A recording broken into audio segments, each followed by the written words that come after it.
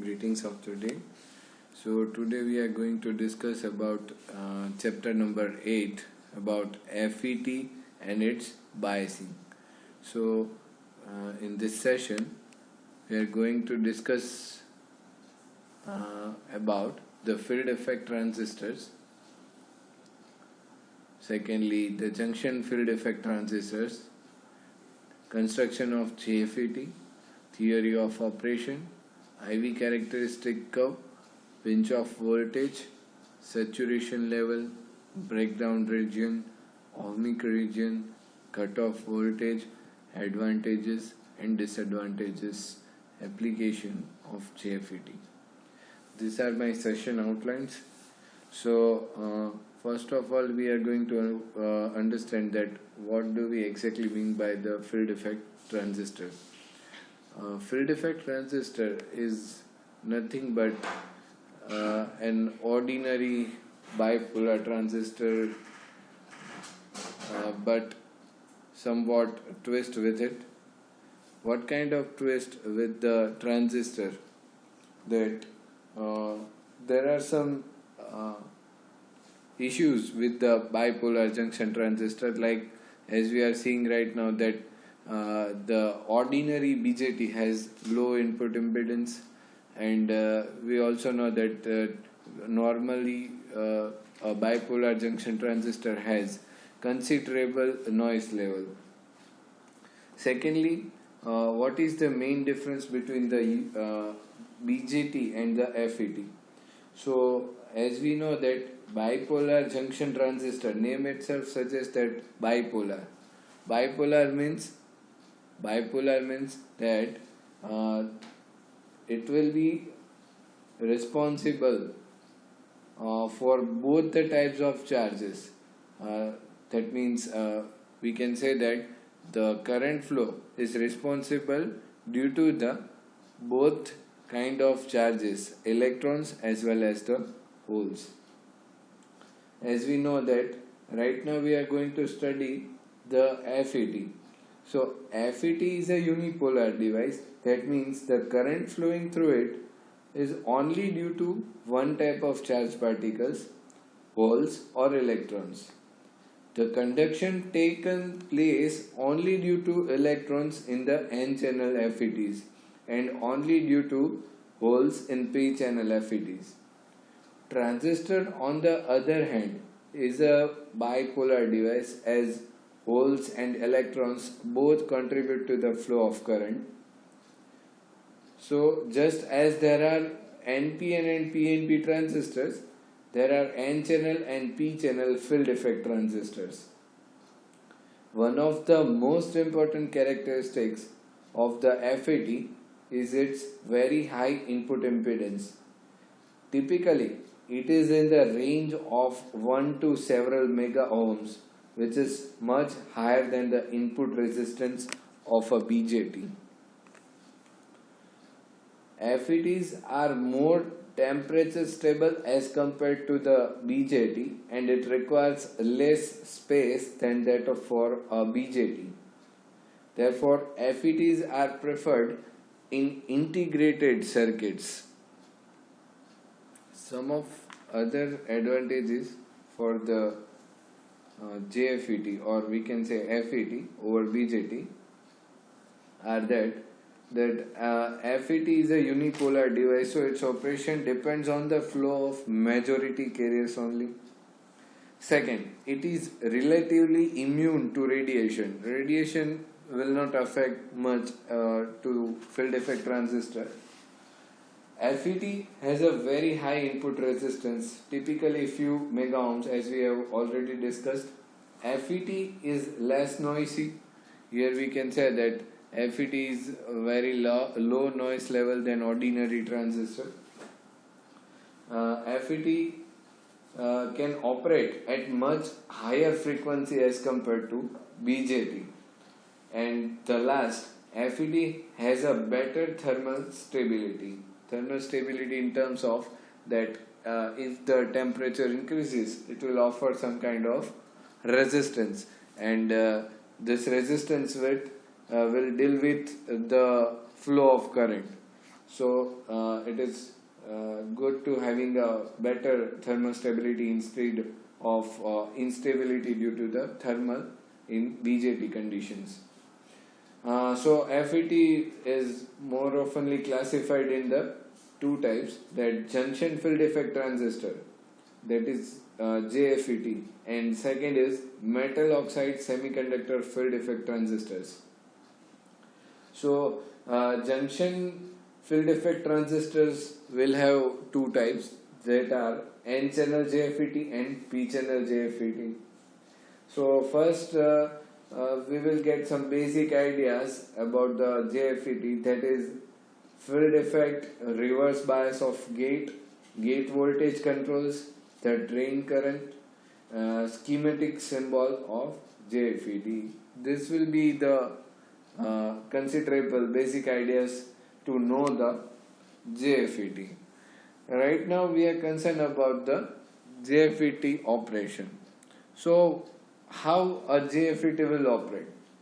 JFET will operate with some voltages, right? But and as in the case of BJT, the operation, we can say that the operation of BJT will be due to the current. Hence, the BJT will be a current control device in terms of the operation. And now, but FET is a voltage controlled device. So, for FET, we can say that FET will be look alike like this, as we can see in this figure. This is the basic one N substrate, and it will have two P substrates positioned over here. So what we are doing, that we are providing some gate to source voltages. Now due to this gate to source voltages, there will be a kind of a layer, depletion layer, that we can understand afterwards. But there will be three terminals. First of all, we will get some idea about this terminals, that one terminal is called as the source terminal, second is called as the drain terminal, third is gate terminal. Gate is common for both the sides. As you can see, it is a short circuited terminal for both the P regions, and we are providing a single input to both the gate regions. Here we can see that the current flow will be like source to drain. See, as we have overhead tank in our home, and there will be a tap at our bathroom or sink. So the flow of water will coming from the upward position, means from overhead tank, and that will be supplied from this source. As we can understanding that main pipeline is coming from the upper side of our home, and that will be supplied to the drain. Drain means the drainage, whichever will be positioned at the sink. So how can we control this flow of water at our tap? So tap water will be controlled by adjusting some width. Whatever the tap we are using, that will reduce the width of the way of the water. Whatever the width of that waterway will be reduced by turning the tap. And if we turn in the reverse condition, then it will be increasing the area of the waterway. So same thing will be considered over here, and we can understand this JFET, that JFET will, how it will work, that if we were providing some gate to source voltages, and gate to source voltages,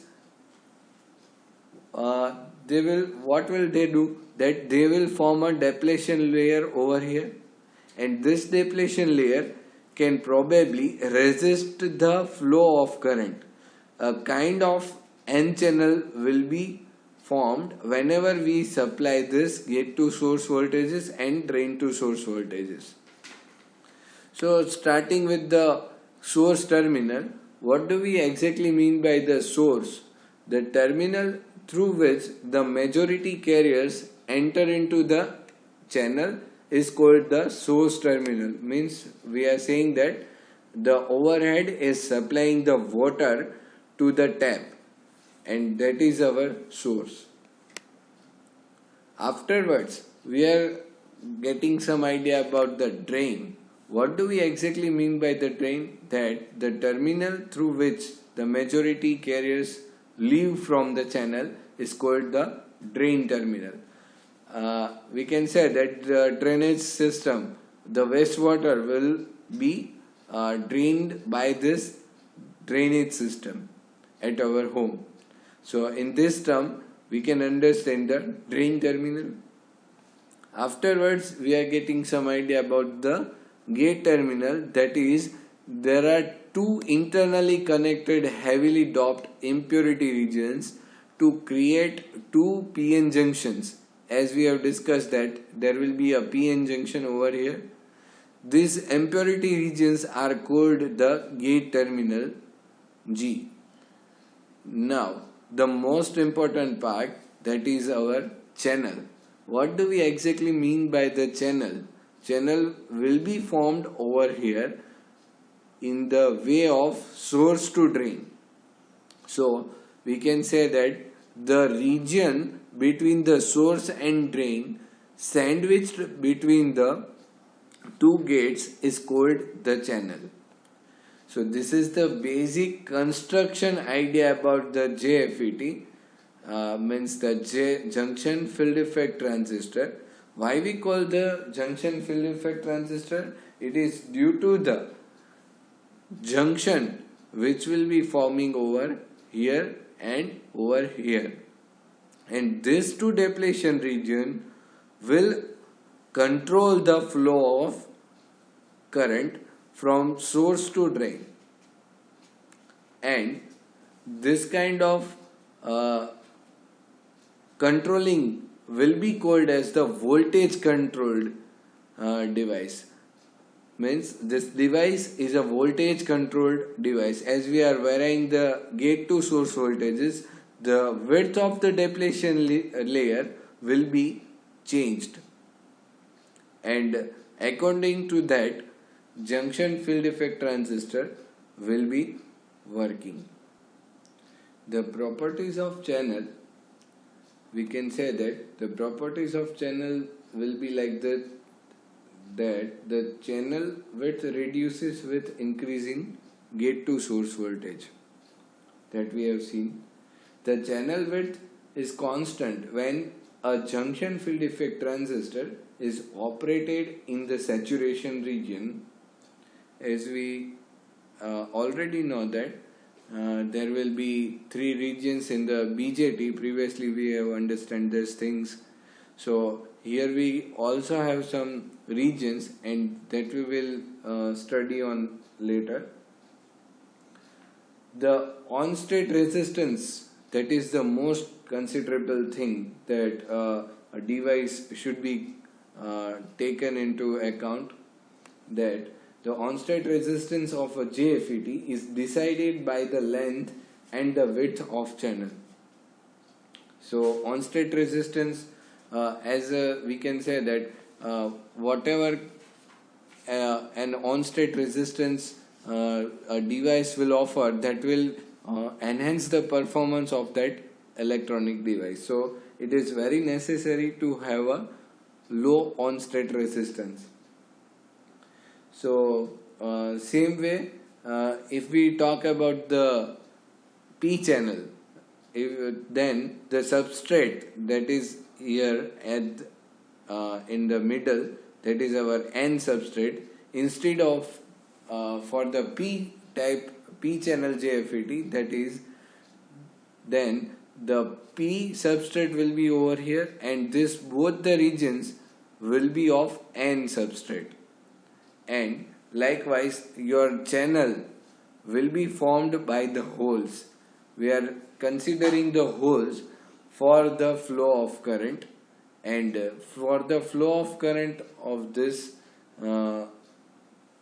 particular channel we are considering the holes only, and that makes this device as a unipolar device. And here also we can understand that the depletion layer will be formed with the gate to source voltage increase. So here we can understand that the JFET is constructed likewise, that this is an N channel, and for the P channel the reverse will be the condition. So further we can understand that there are two types of JFET, has two types as we have discussed. This is its circuit symbol. Circuit symbol can be clearly shown over here, that N channel will be having inwards arrow and the P channel will be having outward arrow, and this will be the construction for the N channel JFET and P channel JFET.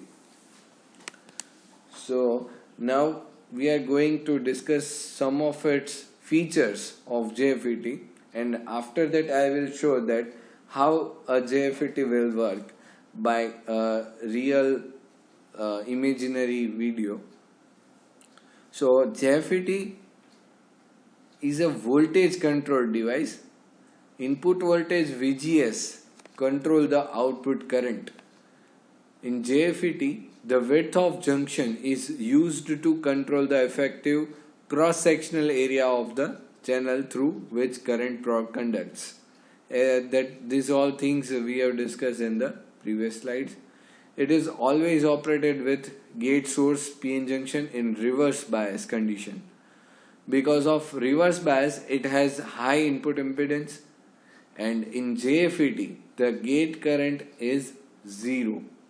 As we know that we are providing only the VGS voltages, and due to this VGS voltages the barrier potential or depletion region will be formed over the near to the regions.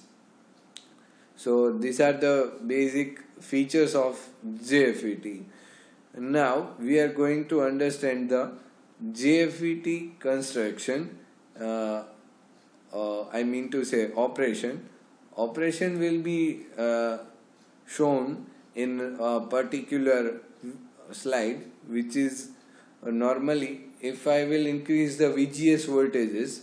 In the previous part we have discussed that VGS voltages will be changed and the depletion layer will be increased or decreased, and how current will be resisted, or we can control the current, that we can see in the next term. So now we are going to discuss these things for the theory of operation. So here we have the three basic figures which can completely explaining that how a JFET will work. So here first case we are considering that now gate to source voltage is applied and drain source voltage is 0. So what is happening in this condition, that is, first, when VGS equals to 0 volt, two depletion layers and channel are formed normally. Mind well that we are also applying the VDS voltages over here also. So VDS voltages, what they are doing, they are injecting the electrons towards the channels. So, and VGS voltage will be applied over here, so the depletion layer will be formed over here, as we can see the shaded part in the figure. So afterwards, when VGS increase negatively, means 0 VGS to VGS off condition, means at the higher side, depletion layers are also increased and channel will be decreased. As we can say that bias is 0, depletion layer is thin, hence channel resistance is low. Now we can say that the electrons can flow very easily from this channel. When VGS is equals to VGS off, depletion layer will touch each other and channel will totally removed. So what they are telling us that afterwards, whenever VGS voltages will be applied to its maximum, the layers will start becoming thick, as we can see in the second figure and in the third figure. In third figure, we can see that both the depletion layer are touching each other. Hence, the flow of electrons will be interrupted, and due to this interruption, no more current will be at the output side. Hence, no more drain current will be at the output side. And whenever this kind of voltages will be applied, there will be no flow of current at the output terminals. So this is the basic idea about the theory operation which we have discussed earlier.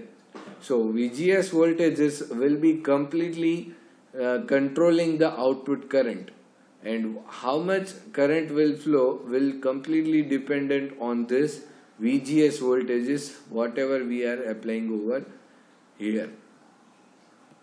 Now we are considering the case when VGS voltages will be constant, and right now we are dealing with the drain source voltage, and we will further increase the drain source voltage by keeping constant the gate source voltage.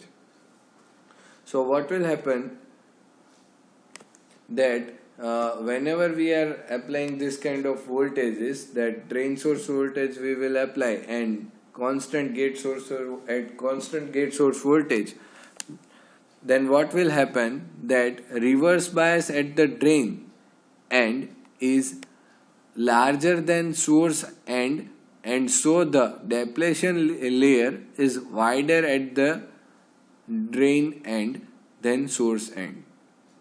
Here we can say that what we are doing, that we are providing some kind of reverse bias condition, and it will be larger than the source end, and so the depletion layer is wider at the drain end than the source end. Here we can see this thing in the figure. So now further increasing this voltages, what will happen that it will be at some value more than the 0 but less than the VP. Now what do we exactly mean by VP? I will tell you later on this.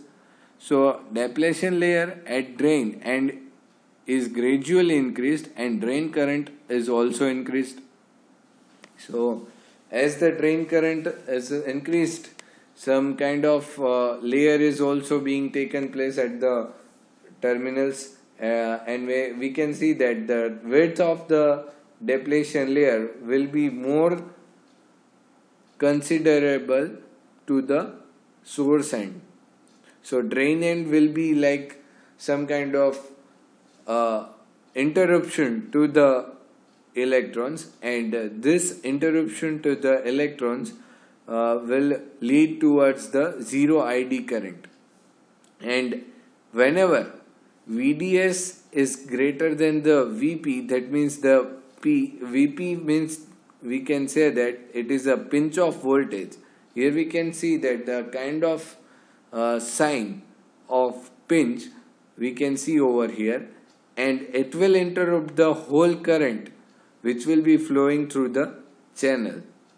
So as and when VDS is equals to VP, the channel is effectively closed at drain, and it does not allow further increase of drain current. so the drain current will become constant, or we can say that zero in terms of due to the interruption. So this thing will take place, and the VP voltages whatever we are discussing over here will be called as the pinch off voltage, and pinch off voltage will lead JFET towards a constant drain current, we can say that.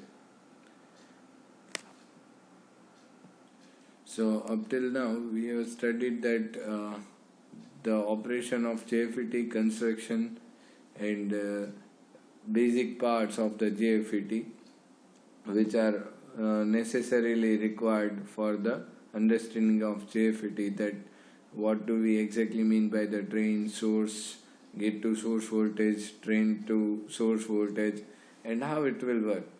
So hope you guys get the basic idea of the JFET. So afterwards we will discuss about the MOSFET in the next session. So thank you all.